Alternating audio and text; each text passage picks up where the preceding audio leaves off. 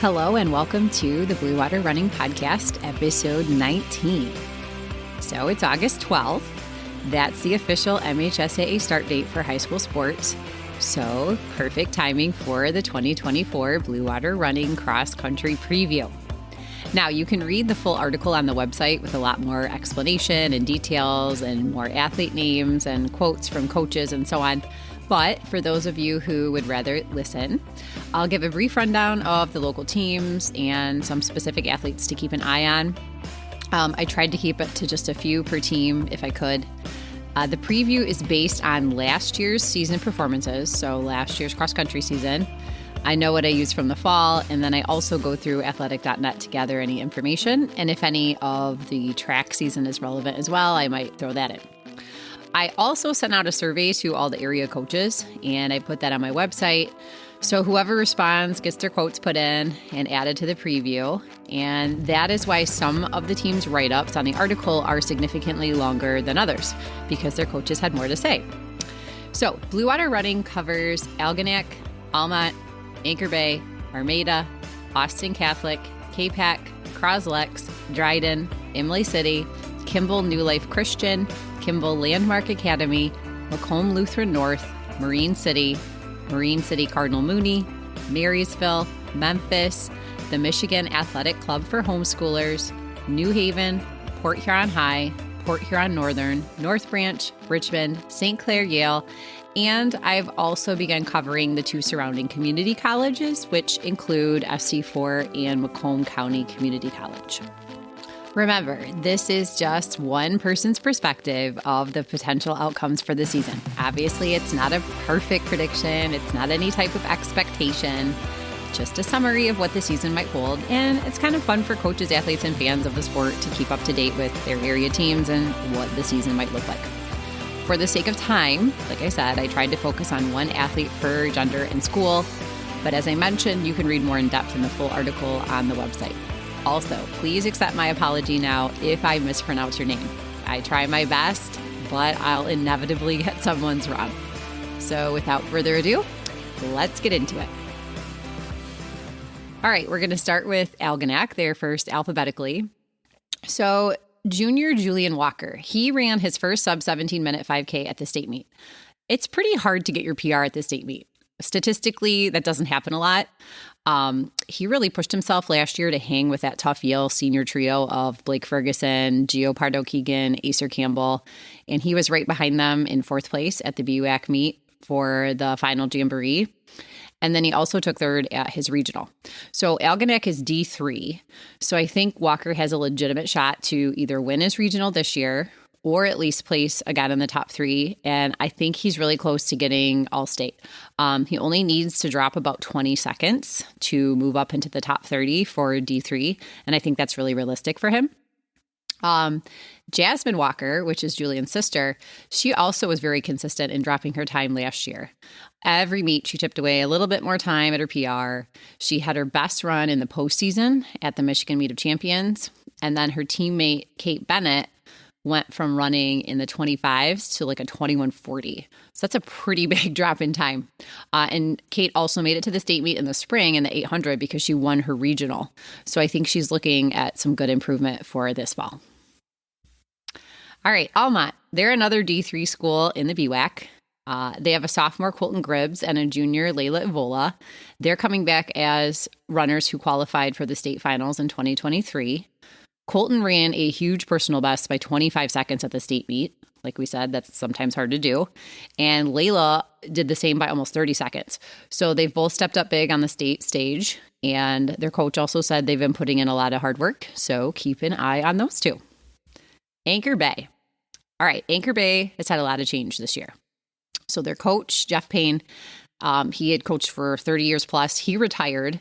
And then they graduated 4 out of their top 5 as seniors, including Thomas Westfall, who obviously won just about everything he ran in, got a state title in track. So that was the first team that they'd ever qualified for the state meet since 1977. They're also in that really tough conference and regional. They've got Romeo, Utica, Fraser. Greg Voigt was in the 17s last year, and he was their number 4. So he should be returning, I would guess, as their number 1 this year. And then the girls' team is super young. They only had one senior. She was their only state qualifier. But their coach said they have a sophomore, Maddie Leslie. She's been putting in a lot of work. She's matured a lot in running. Her brother Aiden was in that top 5 last year, and he's going on to run at Northwood. So I know her family is very supportive of running. Shout out to her dad for always sharing his pictures with me for the website too. Their coach also mentioned they have another sophomore, Mary Wright, who's someone to keep an eye on. All right, moving on to Armada. Armada is still a relatively young team. They lost their top senior runner on both sides for the boys and girls. Senior Brooklyn Kuhn this year, she's got lots of experience. She won regionals as a freshman. She was second as a sophomore and then was also BWAC MVP as a sophomore. She struggled with some health issues last year, but could be one of the favorites in the league and region if she stays healthy. And she's currently ranked 7th by Michigan cross-country speed ratings, but she's technically beaten everyone on the list above her at least once in a race. So it's kind of an interesting dynamic to see what will happen. For the boys, there's junior Anthony Alvarez. He has experience at the state meet. He ran there when the team qualified in 2022, but he's also dual sporting in soccer, which can have an impact on your performance. And then Robbie Kerrigan, same experience, has been to the state meet. Pretty much the same times that Alvarez has. So, either one could be their number one. Austin Catholic. So there are 2 seniors returning, Nico Taponio and Olivia Kaltz. They're the highest finishers from the Catholic Intersectional League Conference that attend Austin Catholic. Taponio actually qualified for the boys D4 state finals last year, and he was 12th at regionals. So if he can do that again, going back to the state meet. K-PAC. From what I could find, there were not any girls who ran for K-PAC last year. They do have a couple boys. They were the only 2 that ran the entire 2022 season through regionals. That was sophomore Donovan Glasgow and Nathan Heiler. And Glasgow was actually second team all-league in the Greater Thumb Conference last fall. Cros-Lex. All right. The girls are obviously defending team league and regional champs. They have one of the best runners in the area, Eva Thompson. She's probably one of the best in the D2 area on our side of the state. She's won a regional championship. She would have won again last year. She didn't get sick. She's gone 1830. I mean, last year she didn't lose a single league or invitational race in regular season competition within our Blue Water area. And then she's also coming off a phenomenal track season. She was all-state in the 1600 and the 3200. She's the school record holder in the 5K, the 3200, the 1600, the 4x8. And she set a few BWAC records last year for track. And several of those were actually set by Leah O'Connor, who later went on to be an Olympic trial steeplechaser. So I firmly think she's going to get her first all-state medal this year. Cros-Lex did graduate 2 of their top 4, including Morgan Newton, who was the regional champ. However, they still have senior Bryn Hurley. She's very experienced. She's ranked 6th in the region. She dipped under 20 minutes last year. And then they actually have a freshman who's ranked 2nd in the region by Michigan speed ratings. Haley Morrison is coming in. She was in the top 3 at every middle school meet she ran last year as an 8th grader. So she's coming right out of the gate looking to contribute. And then for the boys, it's looking like junior Jack Kerrigan will be their top guy. All right, Dryden. The Dryden boys team, they were 2nd at regionals last year, so regional runner-up. They went on to the D4 state meet, but their top guy, Aiden Fitchett, he graduated. He was regional runner-up individually as well. They do have Noah Hall, Logan Romaine. They were top 20 in their region. Both of them have run under 18 minutes. There's another Fitchett, freshman Levi Fitchett. Last year, he was successful in middle school, and he was one of the top 8th grade runners in his area. So we will likely see him as a top 5 scorer for Dryden. Since they're a small D4 school, they're going to need him to contribute. And then the girls have Kara Prusekovic. Sorry, Kara, if I said that wrong. She's a top 10 regional finisher. She set her PR at the end of the season under 21 minutes. And then another Fitchett, Kayla Fitchett, is their number 2. Imlay City. Charlotte O'Brien, she's a senior. She had great steady improvement in the 2023 cross-country season. She dropped several minutes off her best. Then she had another solid track season. Lauren Donahue did the same. Both of them are seniors. They return.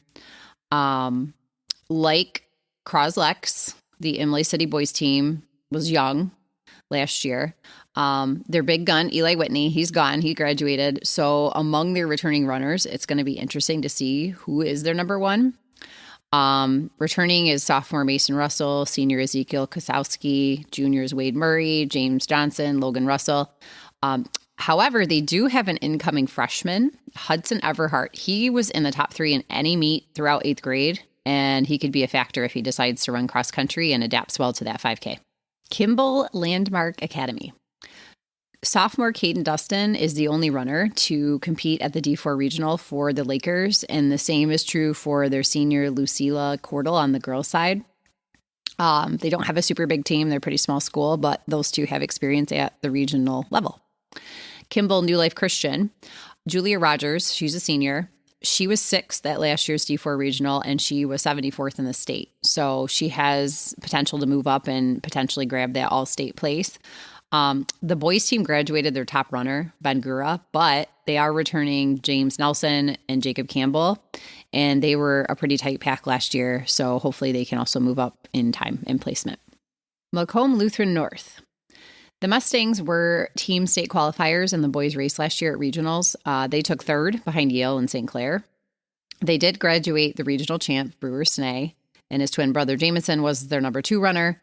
But their next 2 were sophomore Joshua McCry and junior Xavier Roman. And they both finished in the top 20 at regionals. They were only apart by 20 seconds or so. And right now they're ranked 2-3 by Michigan Speed Ratings for the regional projection this fall. The girls team was 5th, but their top 3 were all freshmen running under 22:40. So that's a pretty big deal. Samantha Whitlam finished 9th at regionals as a freshman. She's run low 20s, and Evelyn Buckley and Avery Stallman were 19th and 23rd. Whitlam also ran a 2:21.800 at the state meet, and the other 2 were pretty consistent, running in the mile and 2 mile.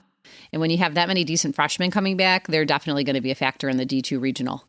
They're actually ranked 3rd this year as a team by Michigan Cross Country Speed Ratings, and Whitlam is individually ranked 5th. Marine City. All right, Marine City girls have a new coach, Elizabeth Westrick. She expects Aubrey Pylan and Emma Terhune to be their top runners this season. Of the ones returning, they were consistently the fastest. Aubrey dropped 3 minutes last season. She went from the 26s to under 23, and Emma had similar times as well. The boys coach expects Ryan Jackins and Earl Beatty to lead the Mariners. They've been training. They've been consistent on their times. And Beatty dropped over 3 minutes and got under 19 minutes last year. All right, Marine City Cardinal Mooney. Obviously, Cardinal Mooney lost their top seniors. State champ Tyler Len, Isaac Zamet. Their coach expects a few guys to step up. Liam Knuth, Evan Jacobs. Liam is an incoming freshman. He has a mile PR of 4:50 from 8th grade. Evan is returning as a senior. He's got the state meet experience. He's got the base mileage. He had a successful track season. So he should be a factor as well. For Marysville, Lillian Ratali. She was the 2023 regional runner-up. She's been a state qualifier every year. She defended her MAC Blue MVP status last season. Jeremy Johnson, he's returning for a sophomore season. He dropped 2 minutes last year as a freshman to go under 19. So if he continues that trajectory, he should have a very successful year. Memphis. Kai Fisher, he's a sophomore. He was only 1 spot from making the state finals last year at regionals. But Memphis is moving to D4 this year from D3, so that definitely increases his chances. And then the girls had 2 runners. Both will be seniors, Ella Starnes and Morgan Brown. All right, Michigan Athletic Club for Homeschoolers. MACH is their abbreviation. They have a junior, Ian Potts. He ran low 17s. They have a sophomore, Josh Schneider. He went from mid-21s to under 19. And then the girls have sisters, Faith and Alana Wessel. Faith is a sophomore. She's gone under 21 minutes. Alana is a freshman, so hasn't really had a ton of experience at the 5K, but she was in the top 4 at every middle school meet she ran in last year. Plus, she has some pretty significant track experience from the spring and was consistently running 5:30 to 5:40 miles all season. All right, New Haven. as of today, New Haven did not have a posted schedule on athletic.net, so I don't know if they're fielding a team or not this year, but they did have one last year. Sophomores Emma Reimer, Sophia Zabo, they return as their top females, and they graduated a ton of seniors last year, so they have only one returning underclassman in the boys' side, and that's Max Durham. Port Huron High. So they're hoping that the Red Hawks can get more interested runners. They want to field a complete team, which they haven't been able to do yet. Jonathan Heim, a 4-year cross-country veteran, he'll be back. He'll be leading the team. Their coach did mention that they will have a couple of new boys that could, come in and make a difference. So the Huskies of Port Huron Northern, they lost their Luke and Luke. They lost Grant Gonzer. So like Anchor Bay, they have some rebuilding to do after graduating so many seniors. But their top runner is Carson Prone. And they have that tough D1 conference regional competition that includes Fraser, Utica, Romeo. The girls' side was a little younger. Their team returns pretty much everybody. They're a bit more experienced. 4 of their top 5 are either juniors or sophomores. So Samantha Langolf was their number 1, and she medaled at the Hanson's Invitational, which is at Freedom Hill.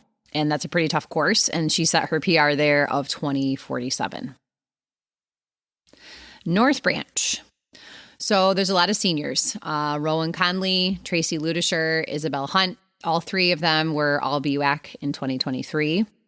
Conley is 1 second from breaking 21, and the other 2 dropped like 2 minutes throughout the season. And then the boys, senior Wyatt Opperman, he's very experienced. He was in the top 10 in the BWAC. All right, Richmond. This should be interesting. You've got 2 really good 8th graders potentially coming in, assuming they run cross country.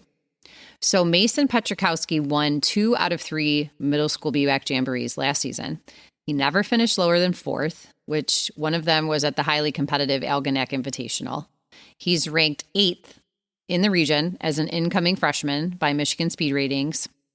And then you also have another incoming freshman, Justin Pendry. He won the Marysville Invitational, was 3rd at Algonac. He went 1st, 2nd, or 3rd at every meet, and these 2 kind of went back and forth all year, clearly pushing each other to be better. If Richmond can bring these 2 in for success at the 5K high school distance, they'll be a real force in the BWAC. They do have some returning runners from last year as well. Caleb Manska is one of them. For the Lady Blue Devils, you've got junior Pauline Chapman. She's been to the state meet. And senior Sydney James, she returns as well. Chapman ran her season PR at regionals last year to place in the top 10. So she could drop a lot of time and move up there. All right, St. Clair. They have the longest team state finals qualifying streak. They have sent a team to Brooklyn every year since 2000. They have 4 guys ranked in the top 10 on the Michigan Cross Country Speed Ratings for our region. Ethan Krieger's ranked 1st. Jerry Westrick's ranked 5th. Corbin Thornton's ranked 9th. Braden Priscorn's 10th. Krieger and Westrick are really close to cracking that 17-minute mark, and they run with some big guns at the meets like Lamplighter and Portage. And they're also in that really tough MAC Red conference with Romeo, Utica, and Fraser. So I think we'll see them in the 16s earlier on in the season. And by the way, you can listen to both of them on episode 17 of the Blue Water Running Podcast. For the ladies, they kind of shocked everybody last fall. They definitely took Warren Regina by surprise at regionals. They claimed that 2nd spot as a team by 1 point. And they went 12, 13, 14, 18, and 24. They didn't graduate any of their top 5. 2 of them are only sophomores this year. And their team spread was ridiculously low. It was like 21 seconds. So if they can get that pack to drop time, they're just going to be lethal because pack running, as we know, wins meets. Ella Thornton, Allie and Gabby Komorowski, Molly McNabb, Aubrey Sargent, they were their consistent scorers, and they also have state meet experience as a team, which is really going to help them this season, I think. All right, Yale. It's all about that BWAC and regional title on their backs. They lost that big group of seniors, but they always seem to reload. So 6 Yale runners were in the top 10 in the 2023 BWAC championships, and 4 of those top 7 return. So you've got Ted Rutkowski, Wyatt Murtos, they're seniors. They both ran low 17s, and Murtos ran his PR at MIS, which, like I said, is hard to do. Kale Kovac is a senior too. He's been in the 17s a few times as well. You can listen to Ted and Wyatt on episode 17 of the Blue Water Running Podcast, and they chat about their season goals. And as we all know, it's coming, the inevitable St. Clair-Yale showdown. So the Yale girls have an incoming freshman who is already ranked 9th in the region, Sage Cole. Isabel Goulding, Ava Childers, they were pretty close together last year. Ava was just a freshman last fall, and she went from 26 minutes to mid-22s. And then Lillian Bender was also a freshman who went from 25 to 22. So since they're such a young team with a young freshman coming in with some significant success in middle school, it'll be really interesting. Okay, collegiate teams. So SC4, St. Clair County Community College. So according to their coach, the men are hoping to be in the top 3 in the region, and they want to head to nationals as a team. And the women want to defend their regional title and then place in the top 10 at nationals. So Glenn Davis set the school record last year. He ran for Port Huron Northern, came to SC4, but has transferred to Spring Arbor University. And Jessica Denver, who ran for Imlay City and set the women's SC4 record, has now transferred to Wayne State. So it's looking to be Grace Wessel, who is the older sister of the Wessel sisters I mentioned are running for the Macomb Homeschoolers Athletic Association. And then Lily Lemansky, she ran for Marlette. She was D4 All-State last fall. For the guys, it's looking like Ethan McCombs, who ran for Cros-Lex, and then Acer Campbell, who just graduated from Yale, to be their top 2 on the men's side. All right. And then if you want to spectate, the Skipper's Cross Country Showcase at Goodles Park is a really good race to watch over Labor Day weekend. There are a bunch of high school teams running as well. So it's a good way to catch both local college and high school teams. Okay. MCC, Macomb Community College. So the coach wants to return MCC to a national caliber program. So he's really been focusing on training the men for that longer race distance since they moved from a 5K to an 8K. And it sounds like their top 7 is going to rotate and could be very different every week. They've got Jack Doyle from Chippewa Valley, Dylan and Brandon Penberthy, who went to L'Anse Creuse North, and Gabe Rush, he just graduated from Anchor Bay. So a part of that team that made it to the state meet for the first time since 1977. So they're all going to be very important to that top group. And then the ladies program, still trying to build some depth and some momentum, but they return Ava Lamilza. She went to Macomb, Dakota, and she was an All-American last fall. And she wants to get on the podium at nationals this year. So, all right, there you have it. Like I said, the 2024 cross-country season preview article on Blue Water Running's website goes into depth quite a bit more. So if you want to read into each team and get a little more details, you can find that there. Best wishes to all our athletes across the Blue Water area. I wish you all the best. I look forward to seeing you all on the courses. I'll be kicking off the season Thursday, August 22nd at the Mike Jackson Invitational in Cros-Lex, and then again Friday, August 23rd at the Mariner Invitational at Columbus Park. And that will be a good chance to preview the BUAC Championship course and the D2, D3 regional course, which will also be held at Columbus Park. Special thanks to Elite Feet of Port Huron for sponsoring cross-country coverage this season in the Blue Water area on Blue Water Running. If you need spikes, training shoes, or any running accessories for your season, they have a large selection, an excellent, knowledgeable staff, and they will help you find what you need. They're located at 327 Huron Ave in downtown Port Huron. If you'd like to promote area cross-country and track and field as a sponsor or an advertiser on the website, podcast, or social media, I'm always looking for great partners to help cover our costs and expand coverage. You can visit bluewaterrunning.org for more information.